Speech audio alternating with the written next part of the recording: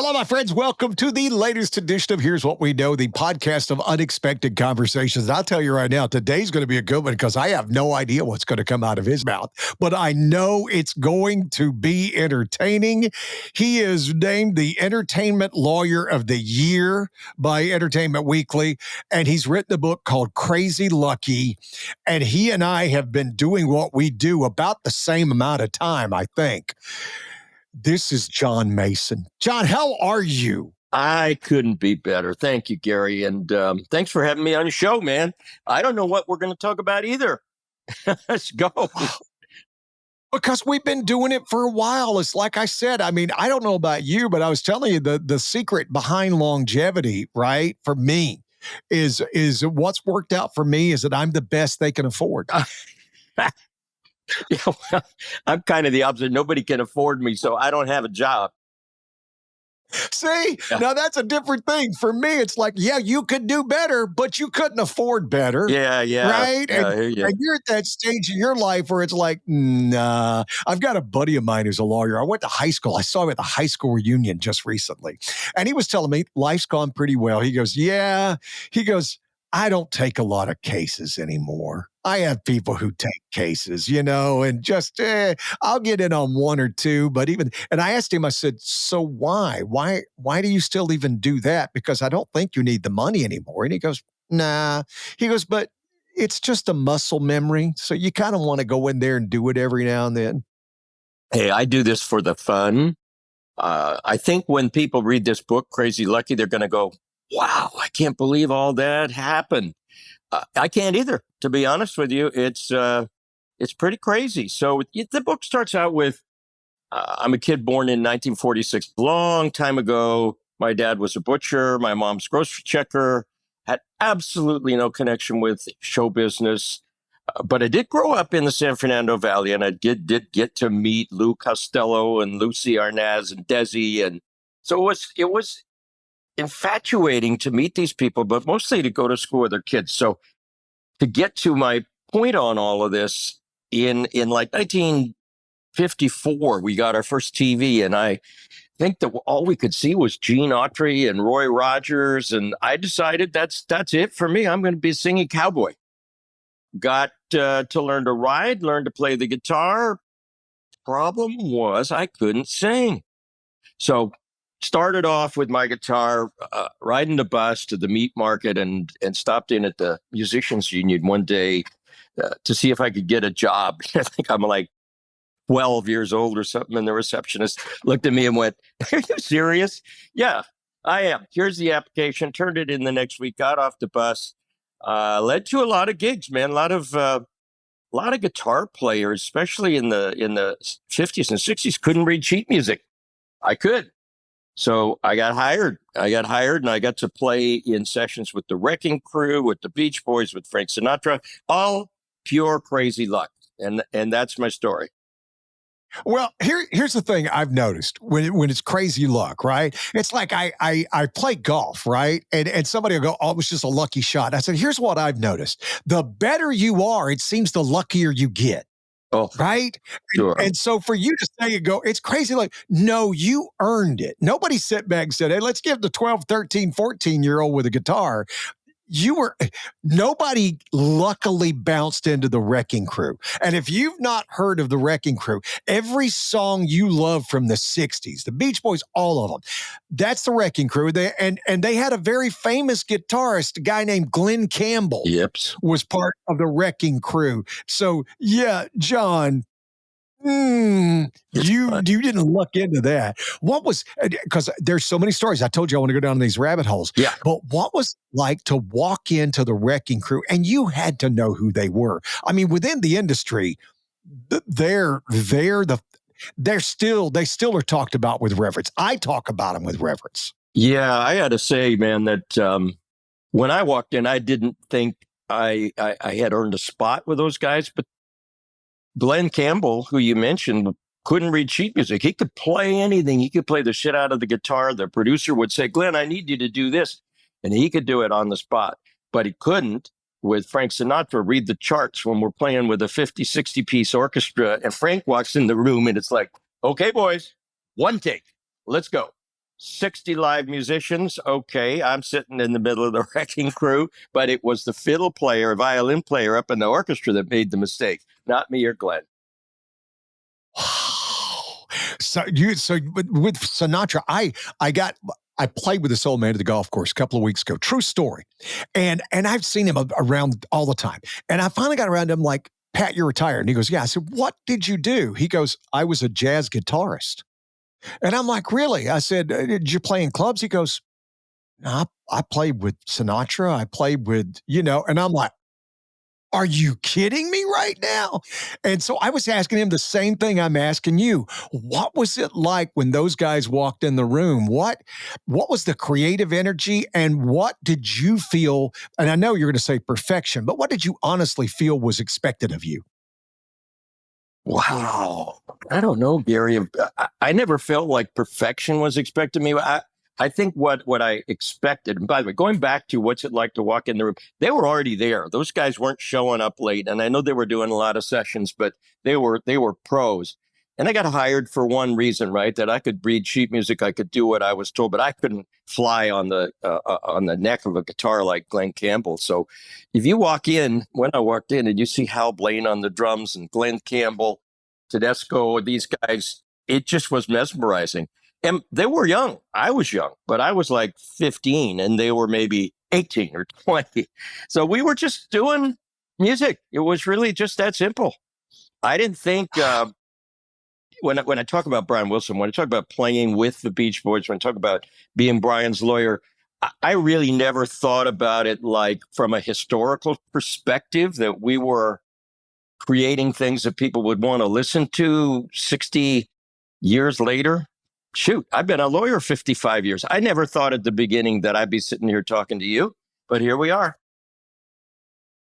Life never turns out, nothing ever turns out the way you think it will. Uh, and and that's the thing with Brian Wilson. We've heard about his genius. Now you've seen him on both sides of the pale, right? You've worked with him as an artist, and you've also worked with him in real life, if Yes. you will, if you'll call it that way. What are some of the recollections? Because just recently passed this year, and what are the recollections that you had? I mean, the musical genius. It's we throw that word around a lot, but we shouldn't. It should be reserved for very few people. And for me, off the top of my head, I'm more than happy to give it to Brian Wilson. I'll concede and give it to Bob Dylan. Some of the lyrics that he wrote, even he said some of the lyrics he looks back when he was writing when he was 18 to 25, he thinks they were divinely given to him. He goes, I couldn't write that stuff today. Wow. Right? And so you see some of the Lennon and McCartney, not individually, together, right? So for you, when it comes to Brian Wilson, what do you remember about him? Start off artistically first. Well, my recollection of Brian from the day we met in the St. Charles Borromeo Catholic Church dance hall in probably that was 1962, he was to the very end a musical genius. I mean, a troubled musical genius. But Yeah. what I heard wasn't so much, you mentioned Bob Dylan writing lyrics. Bob Dylan wrote great songs. Brian created music. Quincy Jones created music. One of my clients, less famous, but five-time Academy Award nominee, John Barry, who composed the music for Out of Africa and Somewhere in Time. I visualize being in the studio with those people and some others creating sounds, not just writing songs. When you think about Brian's songs, it went beyond even the Beatles, who had George Martin to produce. They were writing great songs. Brian was creating music, and to the point that it drove him crazy. He couldn't take it. He couldn't be on tour. He couldn't be out in the public. He lived in this bubble in his head, and he was still in that bubble in the 80s. He was still in that bubble when he was falling under the control of Eugene Landy. He still had music in his brain. And the saddest day I saw, I mean, obviously getting fired by Landy was a sad day too, but when Mike Love and Carl Wilson came into my office where we were having Beach Boy meetings and said to Brian, "Oh my gosh, we've been asked to write a song for this movie Cocktail. It's going to be great. It's going to star Tom Cruise." And Brian was like, "Oh man, that sounds so cool. Give me a call." So later that night, Brian called me and said, "I can't do it." Eugene said, "I can't do it." And that night, Carl Wilson and Mike Love and Bruce Johnston wrote and recorded Kokomo. Come on, man. Biggest song the Beach Boys ever had. Putting Brian in the bubble, that he would have loved to be in Kokomo. The other side of the coin, they probably couldn't have done it in a night if Brian was a studio because of his being a perfectionist and wanting to bring everybody in. And certainly at that time when Eugene Landy insisted on being co-writer with Brian on everything, it couldn't have worked. But magic guy, magic song, magic people. Mike Love's still out there doing it, and he's even older than I am. Gosh, what a guy. Yeah, I thing with Brian, and I find this interesting. My ex-wife is a genius level, right? I mean, she Okay. truly off the charts. One of the things, and I'm not betraying any confidence in her, but one of the things that she would battle mental problems because she could not turn her brain off. Right? Things that you take for granted, I take for granted. I love being as smart as I am, which is not that smart, but it's just smart enough to know that I'm not that smart and I can still turn my brain off, right? You look at the people, again, Michael Jackson, we'll bring this up later. Oh, Michael Jackson and Prince both died because they couldn't sleep. They couldn't turn their brain off. yes. And you wonder about the same thing with Brian Wilson. When you talk about that bubble, they could not turn their brain off. Oh, touching to think. You're right.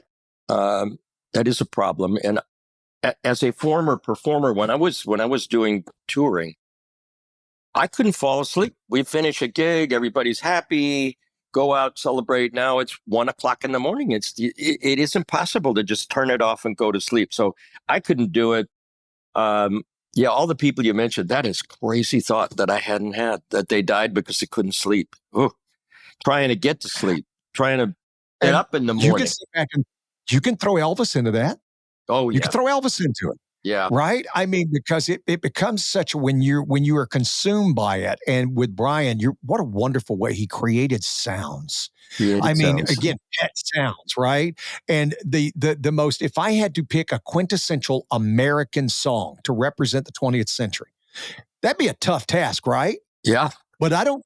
If you threw Good Vibrations, nobody would argue, or nobody would argue vehemently against it. They Right. may go, well, I think this one, but nobody would go, oh, that's a horrible choice. No, right? Yeah. It would be something that you would have to create a case against it. Here I am using these words to a lawyer. Hardly. But I mean, that's one of the things I love. My favorite Beach Boys song, In My Room. Oh, yeah. You want to The talk about harmonies. a sound. Hey, you want a treat? Go listen to, the country did the Beach Boys, and they had all these country artists do covers. I didn't You know know who that. they got to do the cover of In My Room? No. Tammy Wynette. Wow. It is. I got to check that out. I haven't heard it. Because she has the little cry in her voice, right? And In My Room is just a sad song. And you've got Tammy Wynette with that cry in her voice doing In My Room. And it's like, oh, man. That's wow.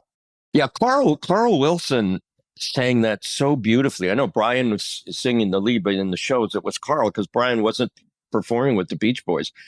Wow, Brian must have dropped out of the performances in the late 60s. I don't remember the date, but Carl voice soared. And when they brought in Bruce Johnston to replace Brian, those live shows were incredible. Al Jardine still playing guitar in the Beach Boys those days. Yeah, great music. And just a sad story for the entire Wilson family. I mean, Carl, people forget he died early of cancer. He was in his 50s, wasn't he? He might have been. Carl was the same 60s? age as me. We knew each other from high school, and he died Yeah, 20 years ago. So yeah, he'd had to be in his 50s. Isn't that something? I mean, and he's the underrated. If there is an underrated performer on the Beach Boys, I always put Carl Wilson Yeah, in that. He's the first word. He's the one who sings "Good Vibration." He's that guy.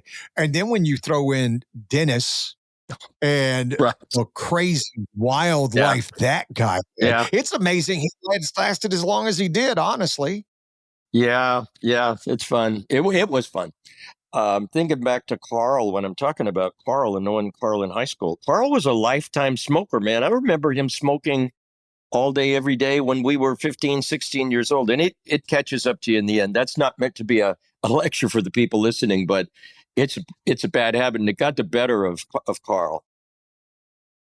yeah, and because you don't know if you're the genetic time bomb Right. either. Yeah. I mean, yeah, you can see the old Russian guy who's 102 years old who smokes 3 packs a day. He's not the genetic time bomb. And then you sit back and you can look at somebody like Christopher Reeve's wife who dies of lung cancer, never smoked a day of her life. Right. I mean, Wow. it's that genetic time bomb that we all live with, and we don't know, and you don't know until it blows up, which is just the craziest thing. Yeah. And I do want to ask you this, and again, this is just going to be asking for your conjecture and opinion, counselor. Yeah. A scam artist like Landy, how does that? How do how do they even get the hubris to go? No, no, I need to be the co-writer because that's if you don't know the story, he was his psychotherapist, or as far as I Yeah. understand, Yeah. something along those lines. And then he became his Svengali, and he wanted to be included on anything they wrote as a co-writer because that's where the money was at the time. Yeah. It's a fascinating situation because literally Brian would have died if Landy hadn't come in twice and made him get on a health regimen, right? With better food, better sleep habits, a schedule where he actually could go outside every day instead of having agoraphobia. But over time, and I was Brian's lawyer the whole time, uh, Landy just took, I don't know, his ego got the better of him, took advantage to the point that he not only wanted to be the partner in writing, he wanted to own recordings. He wanted to get back Beach Boys songs so he could co-publish them.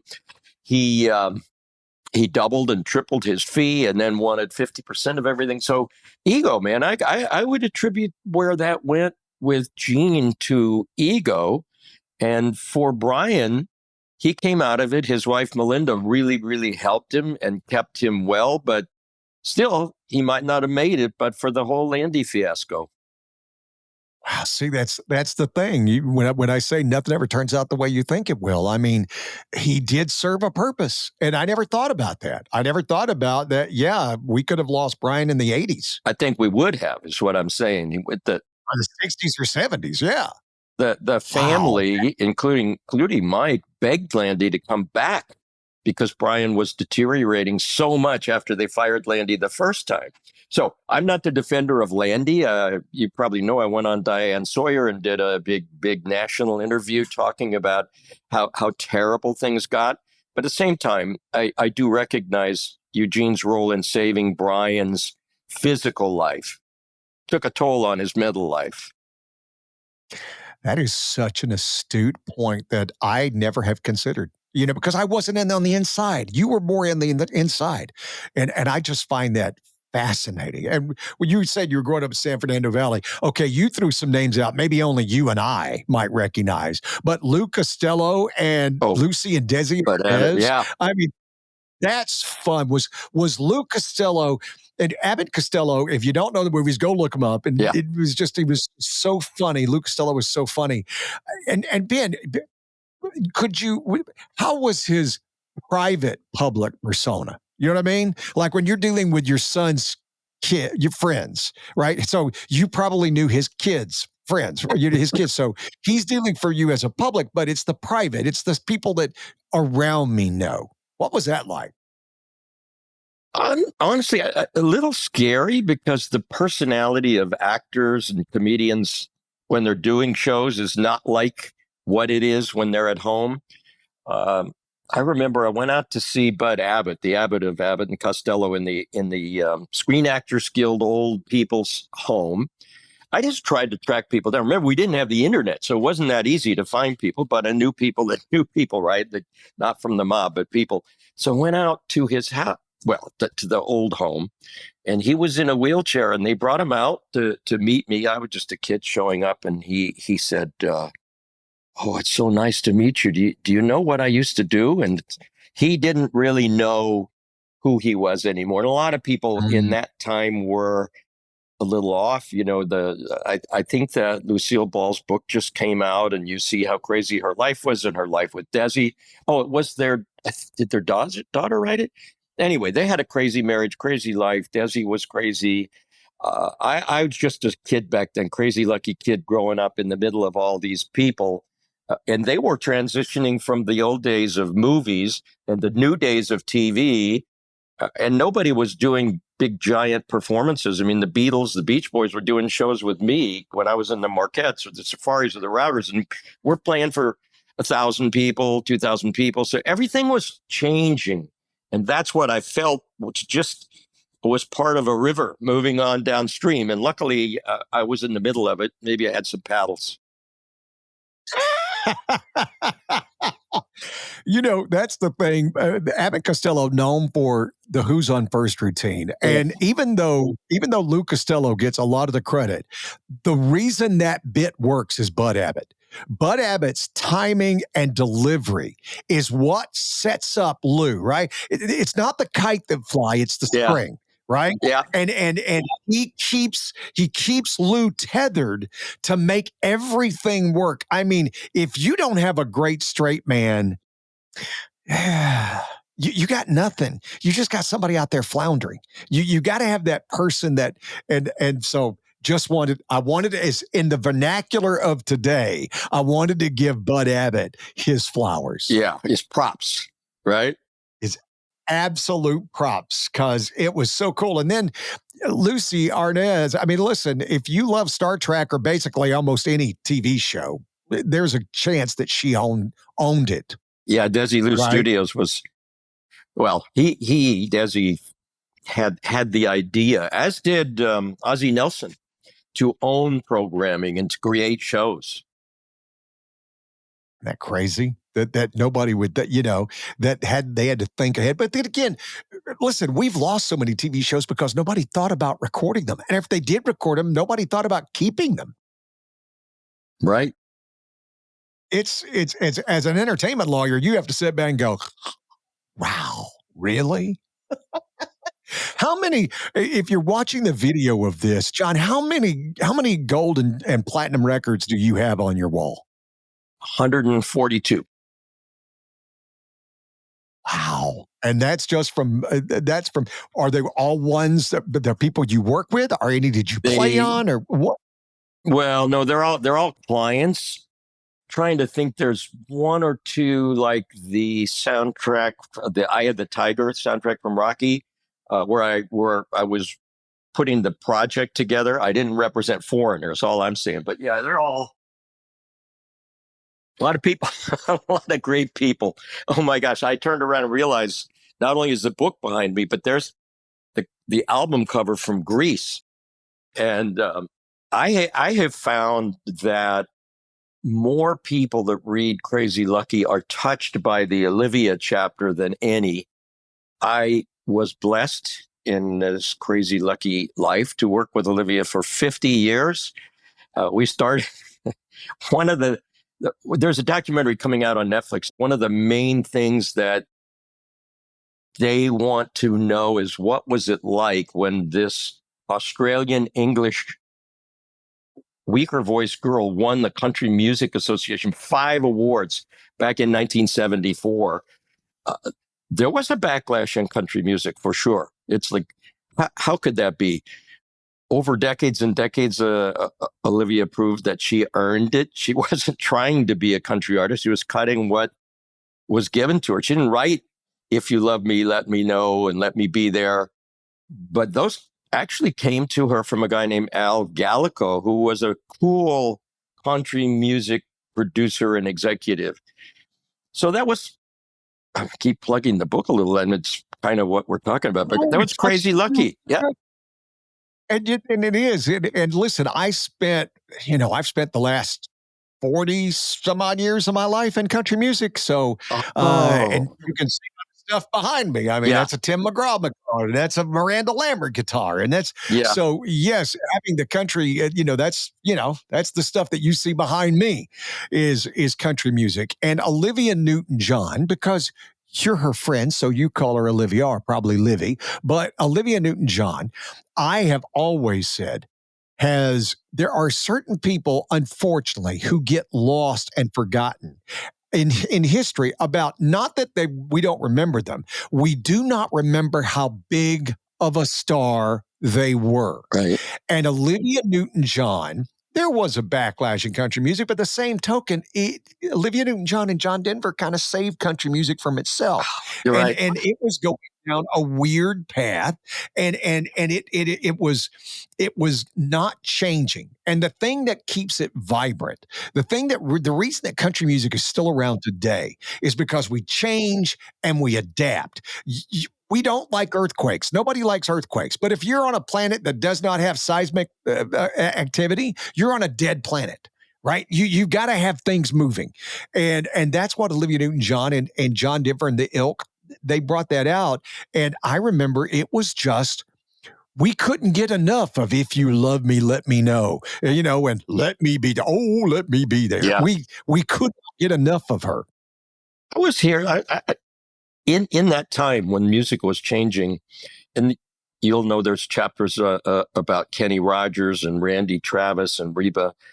Kenny Rogers, the gambler, Kenny and Eddie Rabbitt. I shouldn't even forget to mention. Eddie Rabbitt, big Uh, star. We forget how big of a yeah, star he that's was. one. Another tragic early death. So that transition with those people, and also Crystal Gale, the people that I was really, really lucky to be involved with, was amazing to me. It was amazing that people all over the country, for example, with Kenny Rogers, with The Gambler, with the TV specials and the movies, it was, you're right. It's bigger than people remember. It was so big, but yeah, now it's He was the biggest star on the planet for about 4 years. There was nobody bigger than Kenny Rogers. yeah. I mean, you wanted him on everything. He had everything he released was number one, because, yeah, we remember The Gambler, but then there was just hit after hit. She Believes in Me. I mean, just goes on. Uh, Dolly Parton and Islands in the Stream, right. biggest song that was the song of the year it was released. And he was incredibly handsome. He had the beard. He was the only guy wearing a beard back then.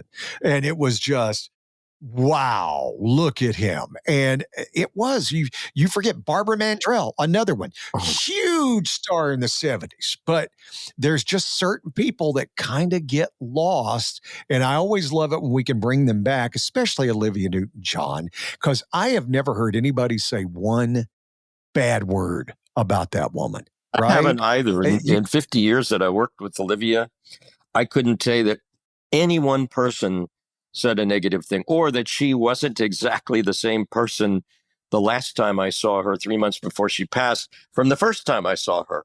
But if you've read the book, you know that first meeting I had with Olivia at the Metropolitan Opera House in 1972. She was so nervous to go on stage, she threw up in the trash can in the dressing room, and I had to leave because that was our first meeting. It's like, okay, I don't belong in here, and it's people. She never changed. She walked out 3 months before she passed to have breakfast with my wife and I at her house in California, and just knew she was going, but still laughing and joking and thanking us for being there. That's the kind of person she was.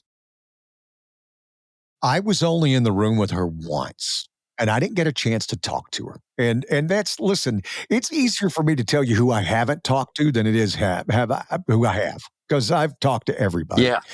But there are certain people that when you meet them, and I include Chris Christopherson in this, Oh, yes. that when you Beautiful. meet them, you can't believe how ungodly beautiful they are.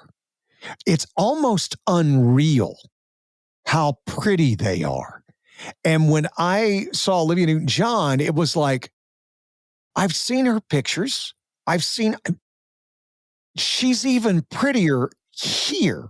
And I remember the first time I met Chris Christopherson, it was like, my God, you're beautiful. It makes me feel like I should hide my face. It's strange. I mean, when you had that, I mean, it's one thing to see somebody throwing up in a trash can, but still, it's amazing when you see them and you're like, are you even real? You know what? I didn't feel that way about Olivia or anybody, but when you talk about the feeling of when somebody knocked me out, you spend decades working with somebody. The day I went to the set for Grease, that nobody knew Olivia was coming out in that black tight outfit to do that thing in the wheel with How's it John hanging, Travolta. stud? I was Yeah. going, holy shit! I don't, Olivia. That was what 5, 6, 7 years into our relationship when she did Grease. You are shocking. You are amazing. And people ask me about physical, and when I talk about when she was going to do physical, that she was reluctant because of the image she had versus the lyrics of the song, and then it ends up with this funniest video ever, the physical video with the people running on the treadmill and fat guys trying to get Doing into the shape. aerobics, All fun. leg warmers. Yeah, like, all fun. It is it, and I guess it is amazing. And again, I say that to you who was a friend, and I did not know her, but I find it amazing how well she lived through her illness and how Yeah, long she lived, yeah, you bet. and how that she carried herself with such dignity, but she was so blessed to have. It's a heart disease. It's a heart disease no matter what. But I think there's something about, and I'm not new age at all, but I think there's something about having that lightness of spirit and having that joy in your life that you give others, that that reflects back on you, and gave her such a long run, even though she had cancer for a very long time. Yes. Yeah, it started, and I know exactly because we named one of our. I have 7 kids, 6 daughters. One of them named Good for Olivia. you. High five. Yeah, Olivia. My Olivia was born in 1992, and we named her Olivia because Olivia had been diagnosed with breast cancer, and her mother was passing, and it was a long time. Yes, from 92 to 2023. It's a long, long time with cancer in your body. Yeah, it's just got to be such a, yeah. And like I said, the fact that she carried herself with such dignity, and yeah, it was amazing. Even when she knew that she knew that she knew when it got close. Nobody knew like she did. Right. The other people that you have worked with, I always find fascinating. I mentioned Michael Jackson a while ago, Yep. and you had connection with the Jacksons, right? Let's talk about the inevitable end of life. Once I leave this earth, I can't do anything for my loved ones, but I've just learned by pre-planning a funeral or cemetery in advance takes the guesswork out when death occurs suddenly and your mind is clouded with grief.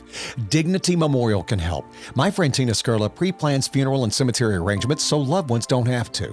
They're North America's largest provider of funeral, cremation, and cemetery services. They're dedicated to getting every detail right, and they do that by listening to you. I know it's a hard subject, but I also know we all see the sense and value of what Dignity Memorial does. Use the promo code Gary to get 25% off at Willow Glen Funeral Home. Reach out to my friend Tina Skurla today. She's committed to helping families not go through the tragedy of loss alone. Click on the link, use the promo code Gary, or email her at dmppa.tinaskurla.com, or call 408-398-7050. Yes, I was the lawyer for the Jacksons, including the time when Michael was going to leave the group, which we didn't know when we started the meetings about the new CBS deal. One of the funny things, regardless of interest in Michael, the Jacksons became the Jacksons because when they left Motown, the Jackson Five, Berry Gordy had trademarked the name Jackson Five, so they couldn't call themselves the Jackson Five anymore. And it was the Jacksons. Michael was really a genius. And I'm happy to say that in my years working with them and with him, I didn't see any of the craziness that came after.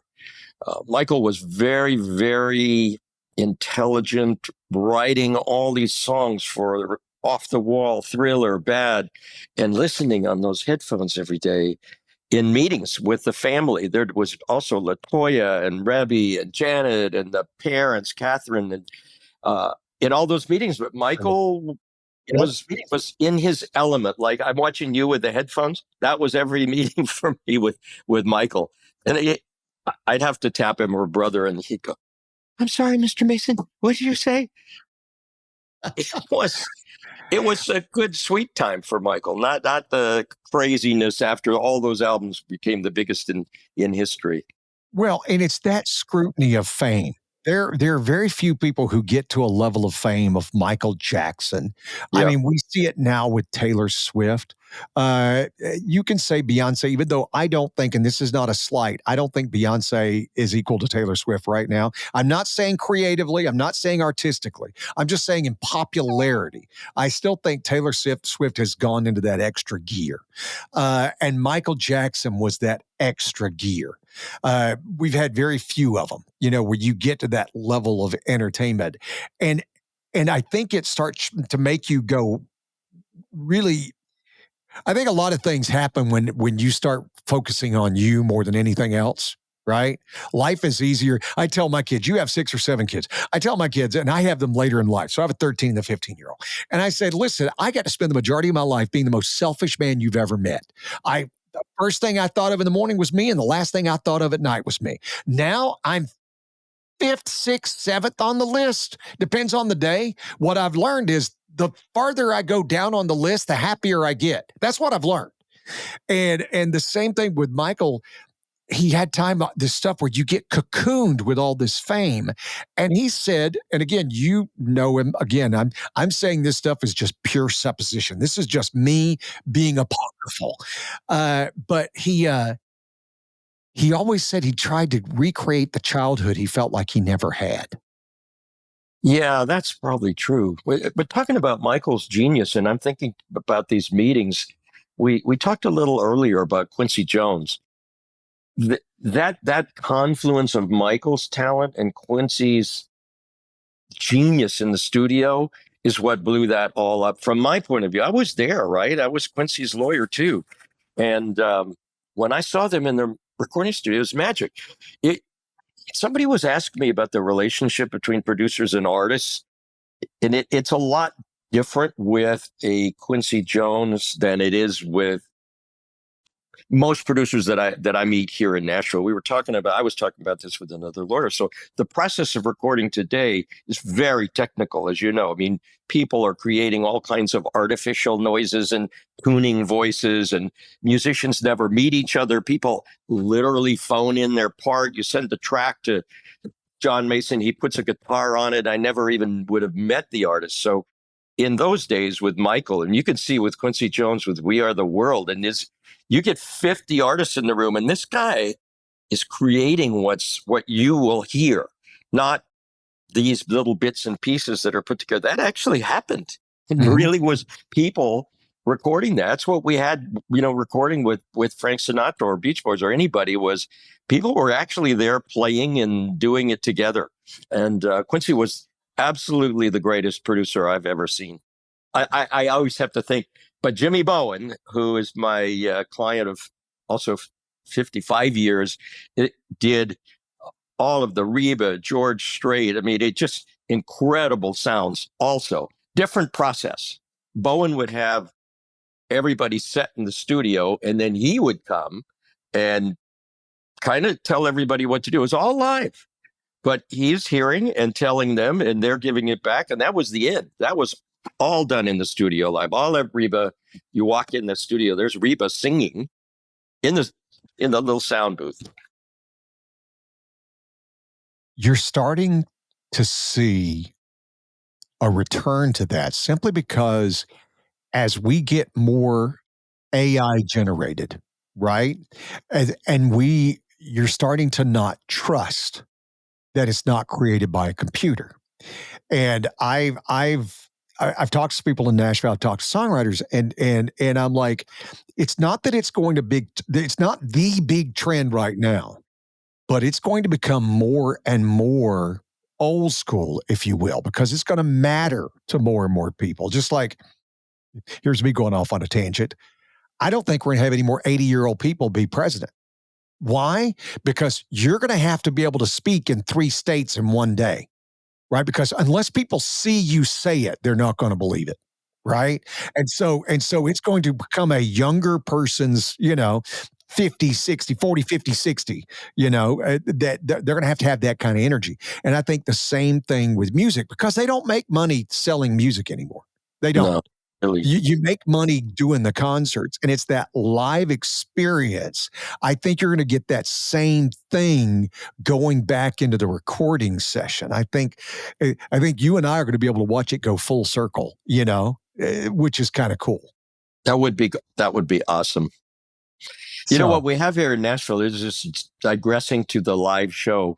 Thanks to the Bluebird Cafe and a few other places, you actually can go and sit in a room with people playing and singing, not a band doing covers, the actual songwriters in it. And I love that experience. I love that part of life in Nashville that we get to go. We people that live here, tourists too, but yeah, live is incredible. You need to take a trip and come out to Northern California. KRTY, now KRTY.com. One of the coolest things we do, and we've been doing it for years, and we've made it a thing outside of Nashville. We do a thing called the Songwriters Series, and we do it at the back of a winery that is the most beautiful place you've ever seen in your life. And we bring in all the big names. You can't think of any big name. As you and I record this, we've got Ashley Gorley in town. Ashley Gorley, who's the 800-pound gorilla of songwriters. Yeah. Number one.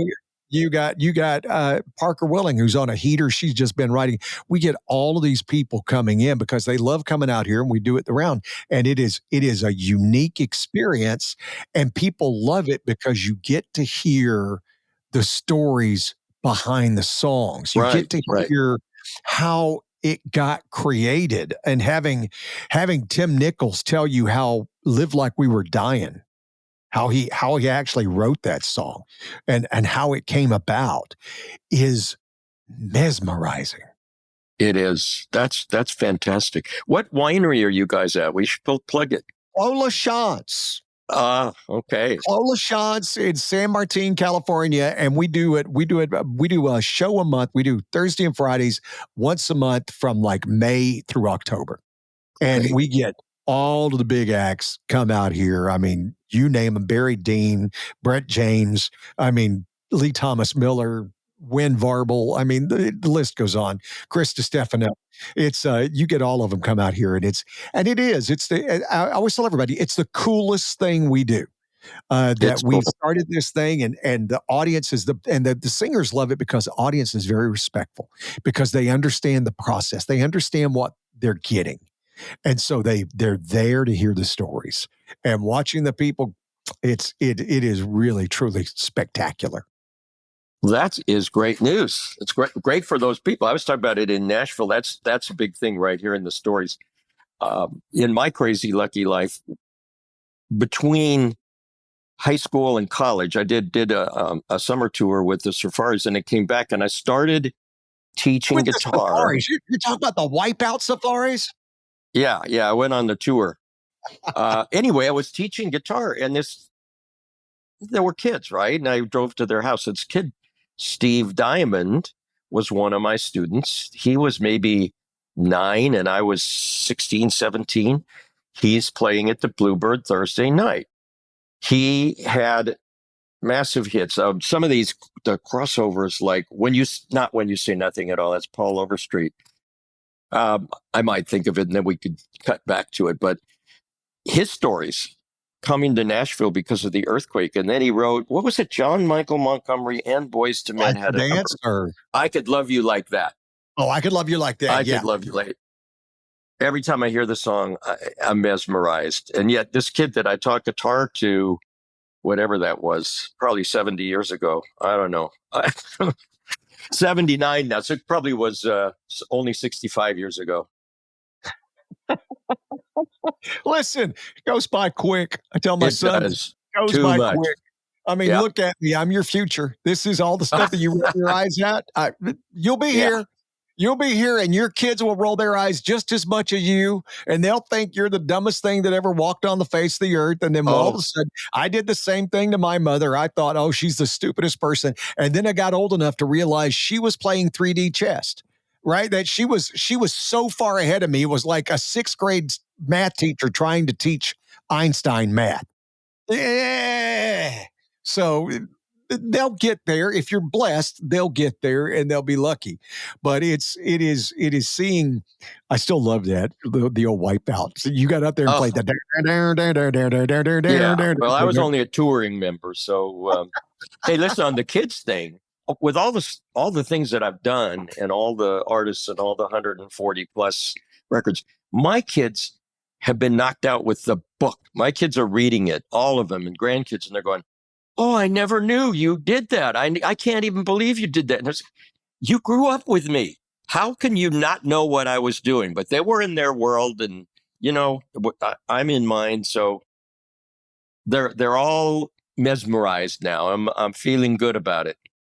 Well, when you finally become real, when they start seeing you as a human outside of being mom or dad, and when Yeah, they start yeah. realizing that you've done stuff, right? Because my kids are just at that age now where they'll sit back and go, wow. And it becomes funny to them now. They'll see somebody on TV or something and they'll go, do you know them? Have you talked to them? And Yeah. I'm like, yeah, yeah, I have. Or they'll do stuff where I'll get a kick. Every now and then my son will grab my phone and just go through my contacts. Oh, wow. And he'll I haven't go, had that one. yeah, he'll go, Dad, wow, look, you got, Wow. and I'm like, yeah. And I tell him, I'm like, well, because he was going through my phone a couple of months ago, and he goes, Dad, you've got Jelly Roll's number. I said, if it makes you feel any better, he ghosted me. He hasn't responded to me in a while. But yeah, we used to text. We did. Yeah. Yeah. It goes quick, but when you become real, and your stories outweigh mine. I mean, like I said, when you talk about Quincy Jones, to watch somebody who can create those sounds, who can hear the things in their head and go, this is what I'm trying to recreate. And if you're lucky, and I think that's what with Quincy Jones was, I think he was in the Brian Wilson category, maybe not up to Brian Wilson's level, but he was in the address, right? He lived in the neighborhood. And for him to be able to hear the sounds and still be able to go, no, we're going to turn this off now. But I tell you, funny, we're in story mode. So talking about Quincy Jones, I represented Donna Summer her whole career, and it's funny story with Honestly. me being on stage with her doing Bad Girls and being the cop. But with all the giant hits that Donna had, when she wanted to change directions, she had already had Bad Girls and basically One all the hits. hour for the money. And We changed labels, which is a story in the book about why she was moving on, and that's a long story. But she wanted to work with Quincy Jones on her next album, and I set it up, and it was a disaster. Both of them hated it. The album came out and did nothing. It's not brilliant. So chemistry is a big part of success also. You could take it's like the smartest person in the world jumping out of the plane without the parachute. The best producer in the world can't have the best result with every artist. The chemistry between the person sitting in the booth and the person sitting at the studio is where the magic sauce goes. a very good point, because if it was that easy, right? I mean, we would just put all the best songwriters together and they'd all write the best songs. Yeah, exactly.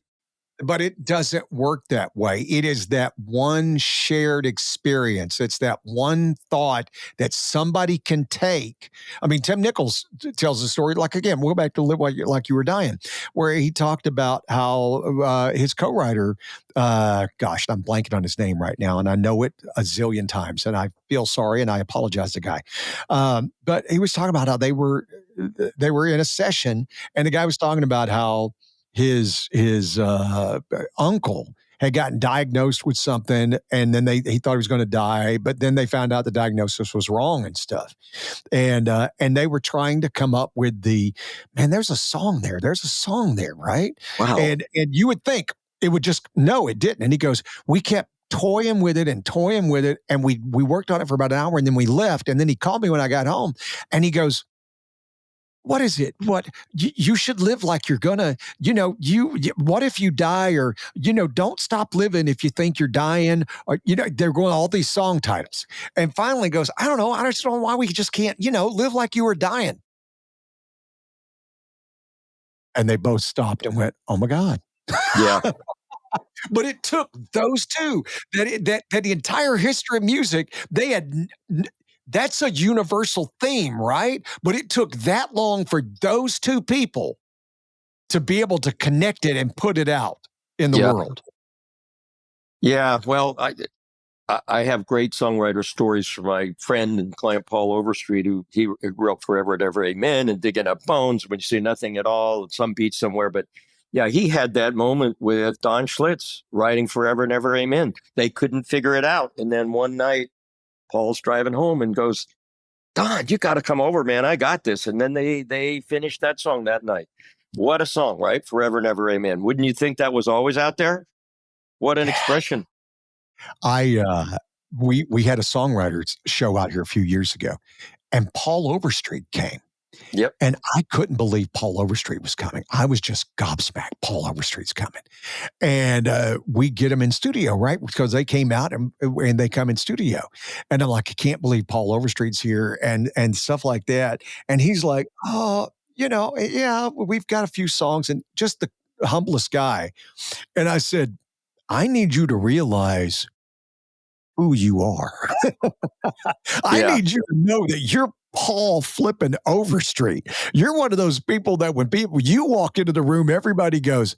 I said, for in Nashville, you have the same equivalent if Michael Jordan walked into a high school basketball, Yeah. right? That's who you are. So when I set my Nashville author bookstore appearance, I knew that I had to have as my host Paul Overstreet, because he is that here, and he's funny as anybody's ever heard. So just 2 weeks ago, we did this Barnes and Noble in Cool Springs, and Paul tore it up, and he stayed up there with me, and it made it so much fun for Paul to chime in on questions. On the artist side, I was lucky to be Randy Travis's lawyer when all that was happening, and Yeah. I had known Paul already 10 years before that, because I met Paul when he was living in his car. But that streak that Randy had, thanks to Paul and Don, I mean, gosh, another crazy lucky magic chapter about Randy Travis in there. Not all a happy story like the Brian Wilson. Started with difficulty and ended with tragedy. Yeah, Randy Travis is an interesting story, and we're never really going to tell the story until probably after he passes, and I don't mean that to be maudlin, right? It's just the way it is. But I did get a chance. We forget how big of a deal he was. That's another one of those singers that we can say we forgot how big of a deal he was. And I remember he came out. He was at the station. This was back in the mid '90s, right? And Randy's heyday was the '80s. Yeah. And in the mid '90s, and he's in there, and he's, this was a guy who was the biggest star in the room and in the world, and in the country music world, and he's in our conference room playing a song or two for us because he's got a new album out. And I had the opportunity when there was nobody around. I said, I just want to thank you. And he goes, what? I said, you single-handedly saved the format. You came out and you reminded us what this is supposed to be. And I said, and I don't think you get nearly enough credit, but there's a bunch of us who know exactly what you've done, and it's amazing. And I just want to thank you for it. And he was like, I appreciate that. And again, this is before we knew any of the demons that Randy had battled. That we, he was just this quiet guy from the Carolinas, as far as I can remember, Randy Trawick, and that's you know, and for him to, it's a story that, as you point out, it's a complicated story. Yeah, he is still the same guy, even though he can't speak as well and he certainly can't sing. But he came to, we're talking about Paul Overstreet. Paul had his 40th wedding anniversary and his 70th birthday. And Randy came up from Texas to Nashville. I got to sit with him quite a bit. And he loves talking about old stories, but he can't really respond. So Mary's always with him and filling in the gaps. But yeah, it's a shame that he can't talk to you like that anymore. In terms of what you and he were talking about, because he would love it, and I'm sure he did love it. Yeah, and he was so humble about it, right? But it was just I was so thankful that I got a chance to tell him that, Yeah, right? right. And because we had what we do, we keep moving on, we keep moving forward, and there's times where you need to sit back and go, no, no, no. If this had not happened, right, where would we be now? And Randy Travis is one of those. If this had not happened, we would not have had, in my opinion, George Strait. You hadn't had Garth Brooks. You hadn't Oh, had Alan Jackson. yeah, I mean, did Clint Black? All of those are direct links from what Randy Travis was doing. you're right. Sometimes So, harder for me. I mean, right? You can't see the forest for the trees. Having been in the forest, I'm a good guide through the forest, but sometimes I'm not seeing the trees either. well, and for me, that's fun because you know where Hansel and Gretel's house is in the forest. I don't. That's right. That's a good way to put it. So you may not be able to see the forest of the trees, but there's Hansel and Gretel's. Yeah. That's kind of fun and going through that. I have so enjoyed this hour. And you've got so many stories because I still want to. I'm fascinated by Roy Orbison Oh gosh, yes. Me too. What a and his legend, a voice. beautiful man. What a again, great story, but a tragic story too. Really, all of what I wrote in the book. I don't think people realize what happened with Roy, with his wife being killed in a motorcycle crash and his sons being killed in a fire. That guy with the pasty white skin and the dark sunglasses had a reason that he was like that, which hit me the minute I had breakfast with him uh, many decades ago in Beverly Hills. I walked in that room and he's drinking a cup of coffee, sitting all by himself, and I thought, "Wow, that's Roy Orbison, right there, right in front of me." This little insect, I mean, I'm a little guy too, but yeah, amazing guy. I would love to talk to him. We'll have to do it again. His voice. There are certain voices that are just so beyond the pale, right? I mean, and you can have a great voice. Carl Wilson had a great voice, Yeah, right? I mean, the majority of people, Olivia Newton-John had a great voice, but it wasn't that made you go, "Whoa!" right. Roy Orbison was one of those people that made you go, "Whoa!" Yeah, That some people have been touched by the hand of God, and right. there. Sometimes I will get overwhelmed by somebody's talent and know I'm a man of faith. Know that God sometimes talks to me directly by going, "This is what I can do. I can create a planet where it rains diamonds, and I can do that." And you're like, "Okay." Yes. So I will, and we'll do this again. We'll do another session because I I want to hear all the stories, and you've forgotten more stories that I know, and I love. That's why I said I've been looking forward to this. I had no idea where it was going to go, but I knew I was going to be fascinated the entire time we talked.